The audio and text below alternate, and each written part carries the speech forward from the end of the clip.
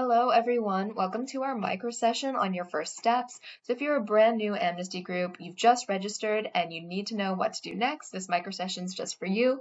I'm Grace Naga. I'm a peer trainer with Amnesty International. I use the pronouns she, her, and I'm a rising senior in high school based in Maryland. Hi everyone, my name is Haley Saltz. I'm also a peer trainer with AI USA. I use she, her pronouns. I just graduated high school and I'm an activist based in Pennsylvania. So without further ado, let's dive in.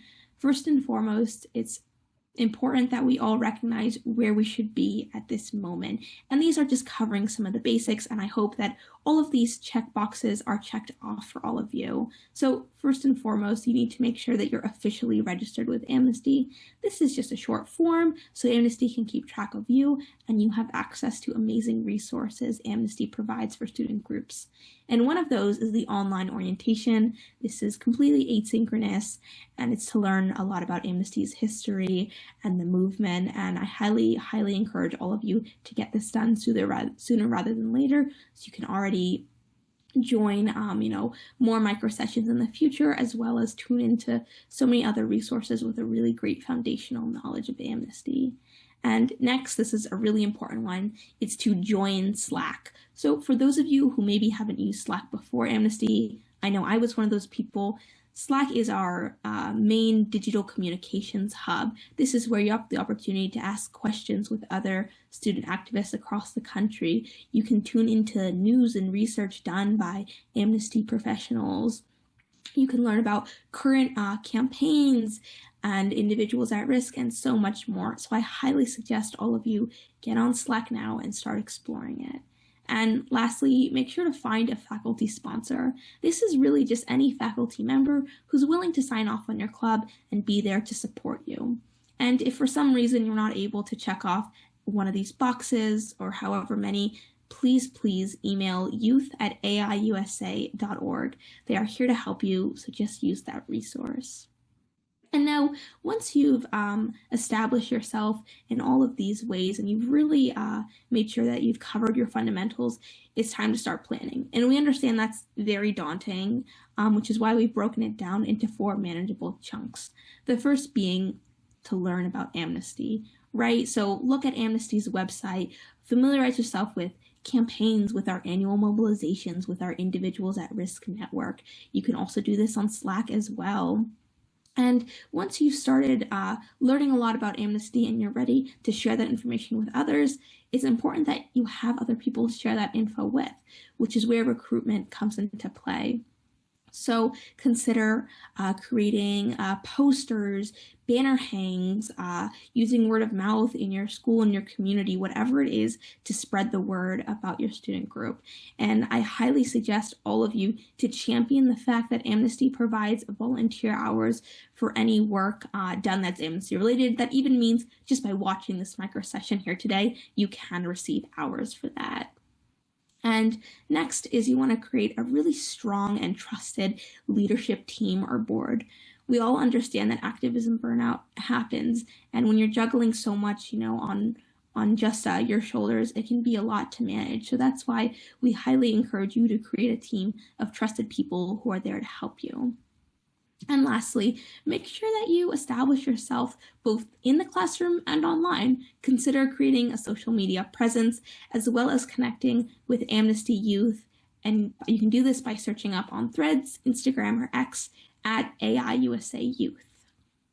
And once you've really started honing into all of this planning, it leaves you with the next step.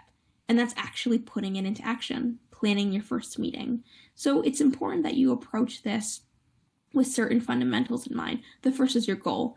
Know why you're having this meeting. Is it to educate? Is it to gauge interest in your prospective members? Is it to spearhead this or that action?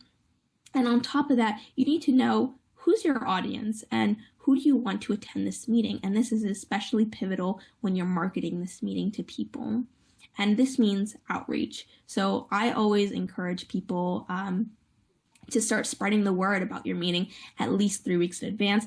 It can start simply just talking to your friends, then post something on Instagram, maybe create an RSVP list so you have a head count for your meeting.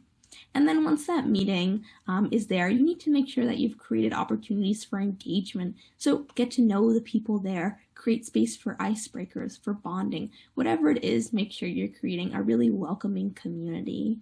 And beyond that, it's really important that you spearhead education in your Amnesty meetings. So share with your members everything that you've learned in the orientation on Slack, on social media.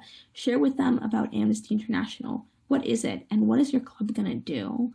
And last but certainly not least, prioritize action. Amnesty is all about education paired with action. So make sure you're proactive.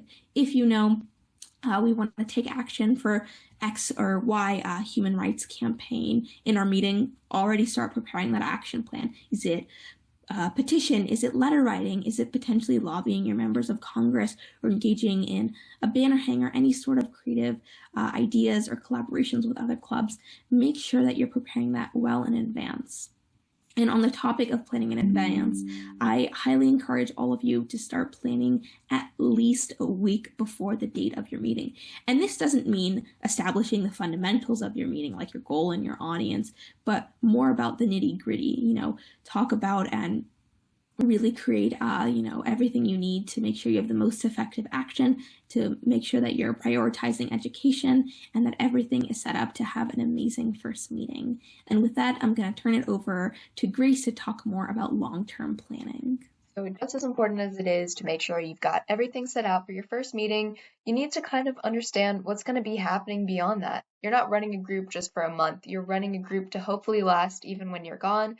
So it's important that first you set goals for each quarter and semester and make them attainable.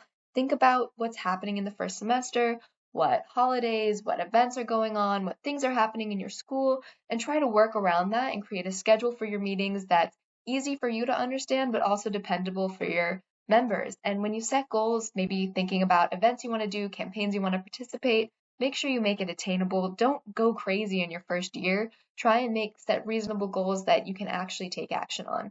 Next, you need to create a timeline or a calendar and have resources to help you stay organized.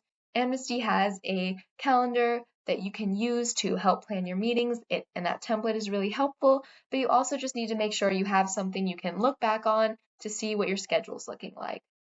Next, you need to be sure that you're planning for Amnesty's annual campaigns and priority campaigns. The annual mobilizations are 3 events that happen every single year. There's Ban Books Week in fall, Right for Rights in winter, and National Week of Student Action in spring. So regardless of what's happening in the world, you can always depend on those 3 things happening. So make sure you're taking advantage of that and planning events and fun activities to do in your school. But of course, we definitely want you focusing in on those priority campaigns, those major human rights that are issues that are happening in the world and that are super prevalent right now. So we really want you to be taking action in both of these and incorporating these into your meetings and your long-term planning. And of course, this can be a lot to manage. It's a lot to know what's going on in the world and what actions you can be taking. So make sure you're staying up to date on Slack. Slack is posting all of those actions, all of those updates in real world time. So it's really important you can analyze what's going on and really feel that out. So make sure you're active in Slack. And of course, we want to recap what a road to success looks like. All of these different types of planning, all of this meeting planning is important that you're understanding a road to success. So you should have taken the first step already. That is registering, doing the online orientation, and finding a faculty sponsor so that on paper you're an Amnesty group, you exist, you're in our database, and you're there. But beyond that, it's important that you also take that second step, that you join Slack and explore the channels and create a social media account, create more of a digital presence, and really learn about what you can access digitally. That's the next step you can take as a student group coordinator. After that, you need to outreach to members and start planning your first meeting. This is a bit more of a real world physical action. You need to be finding other people who are interested, start planning that meeting, start planning for these real events that are going to be happening. And then after that, you can goal plan for the year and build a reliable team. You need people that you can depend on, and you need something that you can look back on as events start moving, and it will feel like things are going by really fast. So make sure that you have a schedule that you can look at throughout the year. And then once you've done all these things, you've created a space for yourself on paper, you've created a space for yourself digitally, you've created a space for yourself in your school community, host that first meeting. Get started, get rolling, get people interested, and start having those amazing meetings. So, of course, this is what success is going to look like for a lot of Amnesty groups, and we've created a checklist for you to look at right after this meeting for the next steps you should be taking immediately after viewing this. First, we want you to explore Slack. Educate yourself on Amnesty's priorities, learn about what's going on, and reach out to anyone you might think you need help with. Next, create that social media presence. Make sure there's a space for yourself online and start reaching out to members and visualizing your group on the online world. After that, make sure you get in contact with an SAC.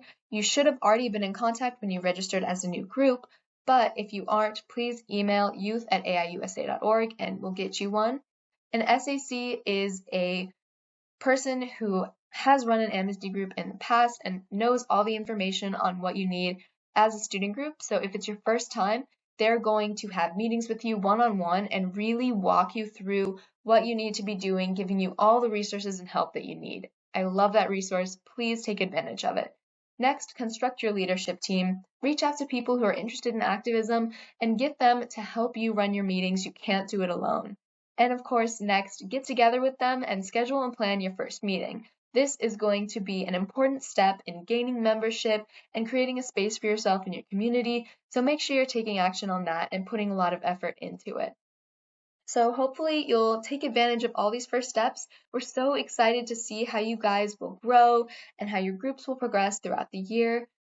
And of course, if you want to learn anything else, or you have any more questions about what you need running a Amnesty student group, please check out our micro sessions. They're 5 to 10 minute videos that are specific about certain things you might not have much information on. That could be anything from fundraising to Amnesty policy to how to manage Slack. And if you feel like you lack some information on a certain area, check out our micro session series. We make them especially for you. And of course, if you have more time, we definitely would love to see you at our full-length peer training sessions, which are live webinars we host throughout the year.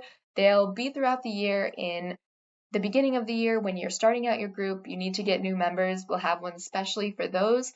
And of course, when those annual mobilizations come along, Right for Rights, Banned Books Week, and National Week of Student Action, we'll have them to help you brainstorm and kind of think about what events, what meetings you should be having around those times. So we hope to see you there. And here's the QR code to those micro sessions and to those peer training sessions on the Amnesty website. And of course, please contact us. So make sure that if you have any questions, you can DM an admin on the youth Slack, or you can reach out to @AIUSA Youth on all of these social media platforms. And of course, you can email youth@aiusa.org if you aren't on the Slack or you have any other questions or need any other resources. We hope to see you around, and we're really excited that you're starting off your Amnesty group, and we hope that you have a really smooth start of the year. Thank you.